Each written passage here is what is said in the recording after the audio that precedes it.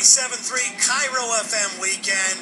I'm Terry James. This is Terry James Alive, and with me on the phone right now, she's made a ton of mistakes in the dude department.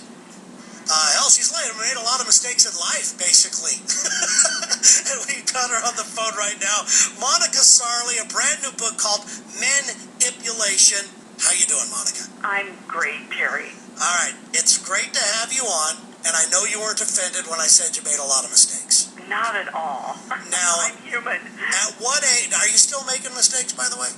We're all human. I mean, we don't do everything perfectly in life, and I know I don't.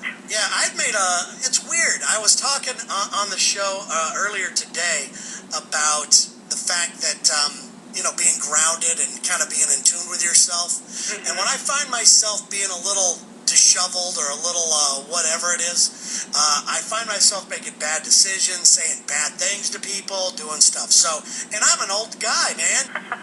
So anyway, we're all learning. I have not written a book about it yet, but damn it, I think I'm going to now. Just gave me an idea. Maybe you should. Yeah, so the book Men-ipulation. What gave you the idea to write this thing? Men-ipulation is all about survival. Mm-hmm. My life has been truly a battle. I've survived a 15-year heroin addiction, but I've been clean 25 years, mm-hmm. and it's an ongoing process. I survived running around the ghetto in Kansas City, Missouri, hoping that the murdering drug dealers I hung out with wouldn't kill me. Yeah. I survived being sexually violated as a child. I survived an emotional, devastating divorce and loss. And I just wrote it from my heart and soul, and that was to help women and men who are still struggling with their demons, addiction, abusive relationships, fear, shame, denial. They all go together. Yeah, I had a woman on earlier talking about abusive relationships, and I don't want to tell you, she was kind of boring. But nonetheless, we got something out of it today, and those are warning signs of when you are in an abusive relationship, be it verbal or physical. Yours actually went a whole different thing. Yours was a guy you were really into, if I remember your story correctly. Yours was a guy you were into, and all of a sudden things were fine, and you both started doing drugs. Yeah, I mean, we were kids. We were in high school. Mm-hmm. And, I was with him for 24 years. And a lot of people say, why would you stay with him that long? Well, I grew up in the Midwest in a Catholic, Irish community. And my dad always instilled in me, you hang in there and you just work things out. You don't run. You're not a quitter.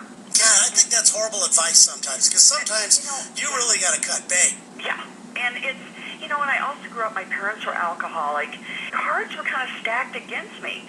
And so as a kid, you learn to manipulate to survive. Mm-hmm. So as far as your men-ipulation, did you find a way to manipulate guys to have somebody around to maybe take care of you, since, like you said, you're kind of on the streets or whatever? Yeah, well, you know what? I was never on the streets. Okay.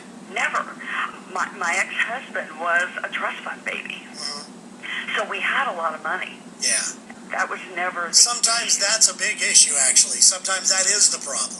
Yeah, and that was. Uh-huh. His family never really let him fall. Yeah. And so it just kind of kept the whole thing going. Mm-hmm. But, at one point, we almost ended up in the witness protection program. Yeah. You sound like a bad movie, one I wouldn't even believe. No, it's a tragic love story about addiction. So what was the lowest point of your whole relationship as far as with he went? Probably the lowest point, we had 3 stabs at rehab. When we got out the last time, I was going to prove that I could use drugs on the weekend. Mm-hmm. I could be a heroin addict just on the weekends. It's probably when my ex-husband OD'd. He had a terrible overdose, which he survived that. Mm-hmm. And it was being in this drug dealer's house in the ghetto. My husband went out, the drug dealer looked at me and said, he can't die in here. I have too much dope in here. Mm-hmm. And so I had to help the drug dealer drag him down the stairs and put him out on the sidewalk. And then the drug dealer called 911. And to me, that was probably the lowest point. And when he ended up in ICU in the hospital, his family came in to see him. The biggest thing his father was concerned about was what we were going to say to his aunt at Easter dinner. Mm-hmm. Looked at him, and he's all beat up looking and said, what are we going to tell Jim Rose? And then after they left, my ex-husband looked at me and he said, do you have any more of that dope? And in the hospital, he went into the bathroom and did another shot. thought of it. Oh, that's attractive. Yeah. You know, it's weird because you talked about how you had 3 different stabs at rehab. And I've never done drugs, ever. I've never tried it or anything like that. I've had friends who do a little bit or whatever it is. And if a friend of mine went into rehab 3 times, and maybe this makes me a bad person, I wouldn't have been there for him. Did you lose a lot of people? Because that's basically what I do. I would turn my back on you so fast. At time number 2, I would give up on you. Maybe I'm a bad person. No, I mean, everybody, deals with that differently. Our families didn't give up on us. And actually, at that point, then we moved away. When people turned their back, well, they were the people I wanted to give up on me because I needed to be away from them. But I worked really hard these last 25 years to stay clean, and that's what I did. It's very, very hard to clean up from heroin. Well, I can imagine. So with me on the phone, by the way, is Monica Sarli, a brand new book called Men-ipulation, getting a lot of publicity out there. Are you getting any feedback from other women that maybe this has helped out? Yes, in fact, I'm getting feedback from people that have used heroin.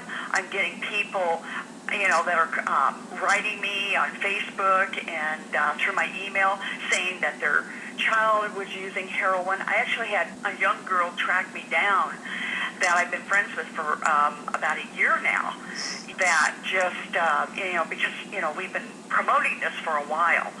It's wonderful that people are getting such a great response, and that I just feel like I'm really connecting with people. Yeah, I mean, it's got to be rewarding, especially coming from where you came from. Do you still have moments where you just go, you know what, I just want to give up on this whole trying to be a good role model and get back to the old way, or not? You know what, it's just not an option for me to go back there. Yeah. I think sometimes we all feel like giving up on what we're doing. Again, that's human.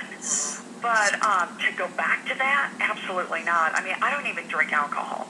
Was it your love for the guy that made you do it? Was it like a peer pressure thing, trying to impress him, or was it just 2 idiots deciding to do heroin? It was probably idiots doing heroin. There was a little group of us, people that we grew up with. We did it for fun. I know that sounds kind of sick, but we did it for fun.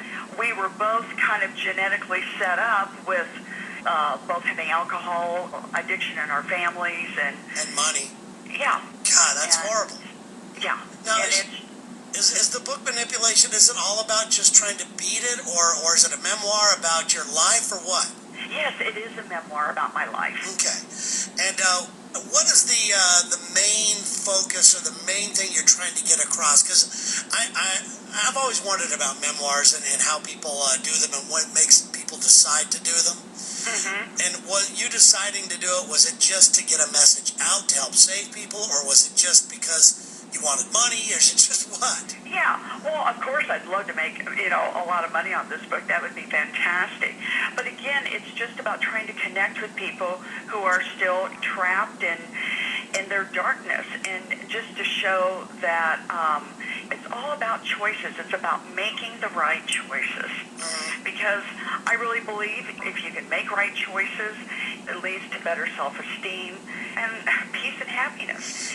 I always say, set your intention, act as if, speak your truth, and believe in yourself and live it. All right, so what's next for you? What do you really want to do? I want to promote this. I want to help people. We'll eventually have another book coming out.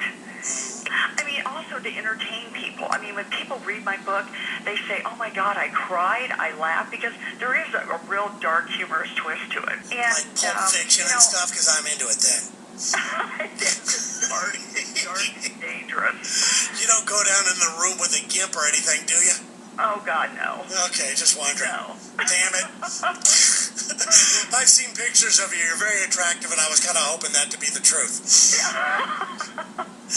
Well, I've done things I really can't talk about on your show. Oh, well, okay, I understand that. Are they in the book? Not this book. Oh, my God. What, Manipulation 2? Is that what we're looking for? Self-manipulation? All right. No, that one, hopefully, we have a working title, and that's called Menstruation. Oh, jeez. All right, well, Monica, thank you so much for the time. I really do appreciate it, and I hope that your book does things that you wanted it to do to help some people out. And I really appreciate your time today, and thank you so much for calling, all right? And I hope to see you soon. Terry, tell everyone to go to themenwars.com, and thank you so much. You got it. I appreciate it. Okay. All right, so that wraps up another show for Terry James Alive on the all-new 97.3 Cairo FM weekend.